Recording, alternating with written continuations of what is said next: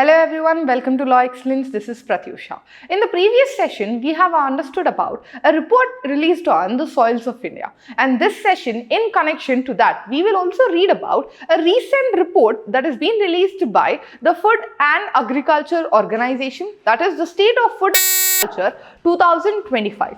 Now let's see what is this report and what are the areas the report has been highlighting. Now this report is basically highlighting that land degradation. Now it is majorly driven by the human and how the land degradation is been affecting the agriculture, the yield production and also the food security. Now it examines the implication of the land degradation for the agricultural productivity, food security and also vulnerable producers and the farm scales. And this report has given a large amount of emphasis on the land management, that is basically the differences that we have been observing regarding management of the land degradation with the small farmers and the marginal farmers, and it also addresses, it gives a suggestion about what policy changes are need to be important or implemented so that the agriculture will be improved, agriculture sector will be improved. Now let's see the important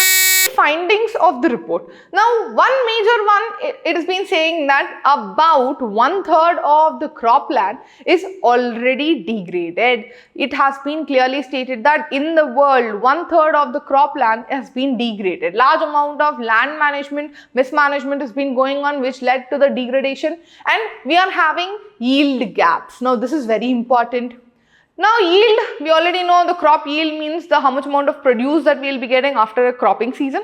Now here when we see the actual yield and the potential yield, the gap has been increased more due to the land degradation. Now whenever land has been degraded, the yield capacities will be reduced and the produce that has been coming up on the outer scale is also being reduced. Now it has having a potential of 110 of paddy, but in the production level, it is only 1.5. Now, this mismatch is what we have been calling it as the yield gap. And next, we have the degradation. Now, it is not just the cropping area or the agricultural area where the land degradation has been observed. Now, degradation has been shifting and it's been increasing towards the grazing lands and also the marginal areas. And majorly, the land degradation is having large amount of effect due to the human, where we have the over-cultivation, chemical misuse, deforestation, poor irrigation practices and all. And here basically the report has been highlighted that there is a gap present between the small and marginal farmers with the large farmers.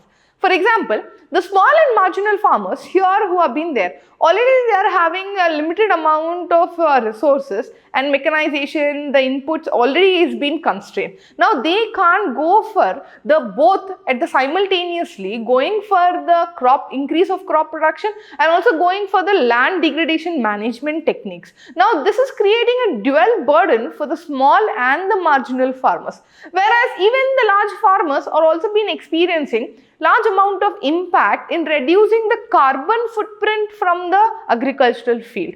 Now this is what we have been saying. Though there is large amount of technology, still the degradation is being present if it is being unsustainable. And there is a gap in the land policies where it has to be tailored to the farm scale, where they should be increasing or focuses should be present in the small and marginal, and a different type of approach should be present for the large farmers.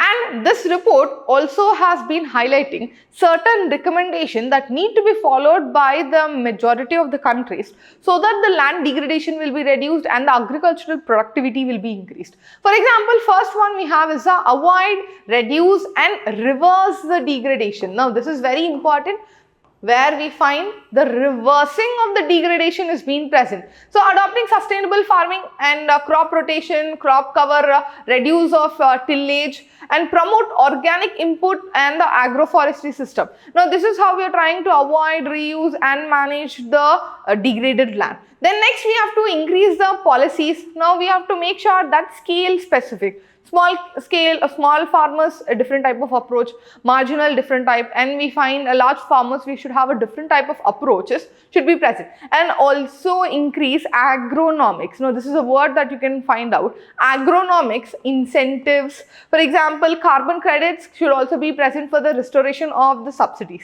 And we also have to increase the monitoring. We should develop an land health database. Now this is very important suggestion that has been given, where we are not just creating the land or the soil data, but we are trying to create the health of the land as and integrated with the remote sensing and all. Now next, when we see what has an India's take from the FAO's report. Now this, we find that the India is having large amount, around 45 to 50% of our Indian farming households are belonging to the small and the marginal farmers.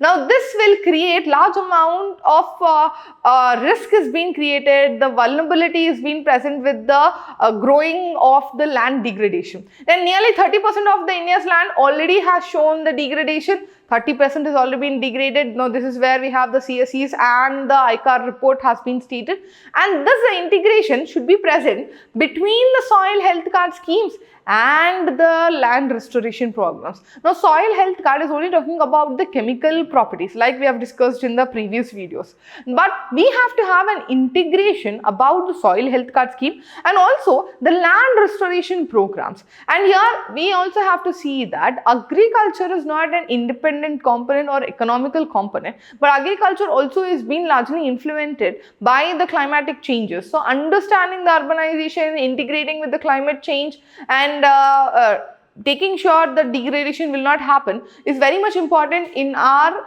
sustainable development goals, food security and all. And it also has been stated that certain way forwards can be utilized by the government, by the countries and by the people also. First thing is that there should be a shift from the production centric to restoration centric agriculture. Now it has been a famous saying that now the approach or the paradigm shift should be observed from produce for now to produce for sustainable future. Now this sentence you can use it for your main answers also. Then to promote climate smart land management. It's not just about the climate smart agriculture. We also have to integrate the climate smart land management should be present. Third, we find the support of a smallholder adaptation with credit training and the digital tools like remote sensing and the GIS. Then integrating the soil health, food systems and the climate policy for a better resilience. Now this is giving a comprehensive understanding about the recent report by the Food and Agricultural Organization on the agriculture on the world, and on this we can expect a prelims question and also we can expect a mains question. So all the best. Thank you everyone.